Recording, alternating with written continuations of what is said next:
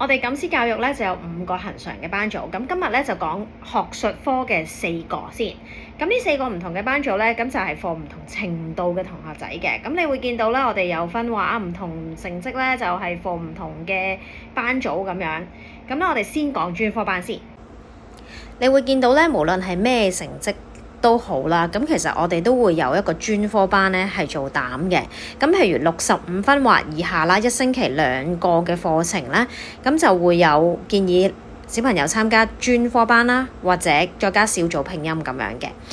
咁65分以上咧就可以報專科加閱讀理解寫作小組或者拼音啦。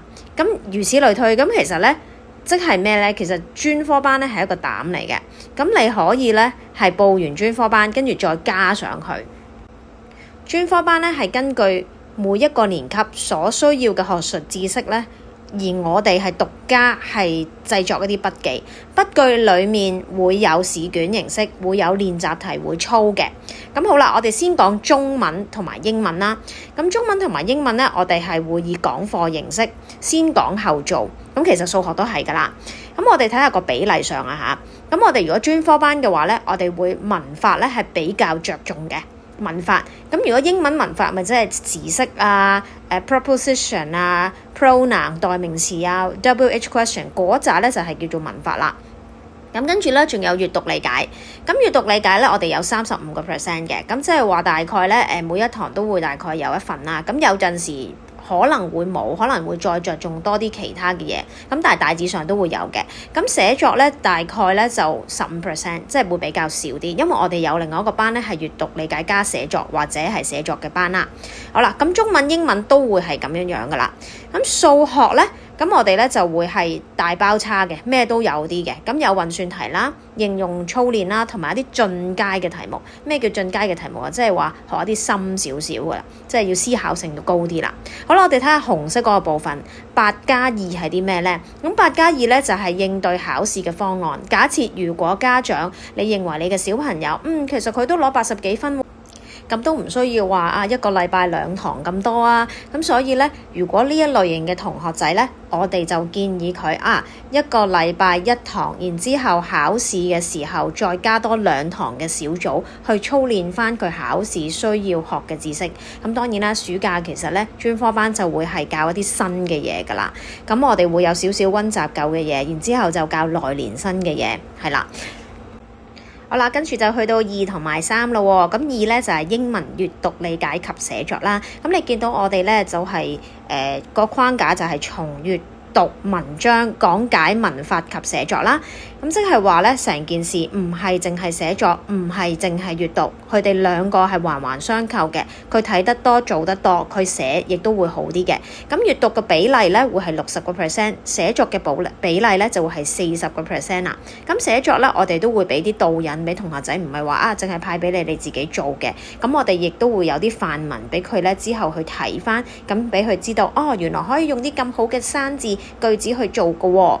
好啦，咁3咧就係中文或者英文寫作。嗱，暑假咧我哋會比較多寫作嘅，咁平日會冇咁多，因為始終同學仔冇咁多時間淨係處理寫作，咁可能咧家長都比較中意咧包叉性多啲嘅，即係咩都學啲嘅。咁但係暑假咁多時間，係咪應該要操多啲咧？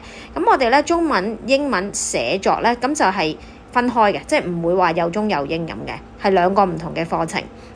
咁我哋咧叫小朋友學習唔同嘅寫作嘅文體啦，咁特別係中文咧係有記敘文啊、說明文啊呢啲描寫文啊，係其實唔同嘅寫作手法嚟嘅。咁好啦，咁我哋亦都係會教佢哋用一啲優美嘅字詞去造句啦。